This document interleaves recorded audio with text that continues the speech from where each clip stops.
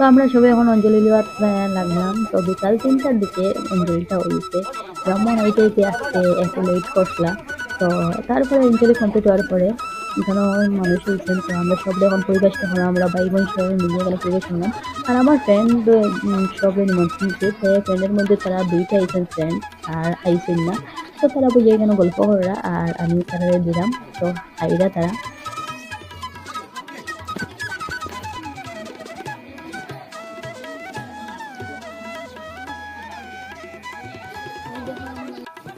তারপরে বন্ধুরা আমরা বাইরে সবাই মিলে আমরা এখন খাওয়ার বইছি। আমরা ফ্যামিলির সব যারা যারা উপাসী এখন সব বইছে আমার খাওয়ার সব মানুষ যাওয়ার পরে তারা খাওয়ার দাওয়ার দিয়া তারপরে আমরা বইলাম খাওয়ার। তো শোনা আমি এখানে বইয়ে খাইলাম। আর তো আমার সামনে আমার বাড়ি তারা যে সাইডে আমার দিকে। তারপরে বন্ধুরা রাত্রে হইলো এখানেও আমরা 108টা প্রদীপ দেওয়ার আর কি নিয়ম। তো আমরা মনসা মায়ের সামনে 108টা প্রদীপ মানে রেডি করলাম দেওয়ার লাগি। তো এখানে জ্বালাইয়া দিলাম 108টা প্রদীপ। আর এখানে বর দেও গোমা পদ্মা কুমারী এখানে লেখা আছে। তো একটা শোনাই লাগছে।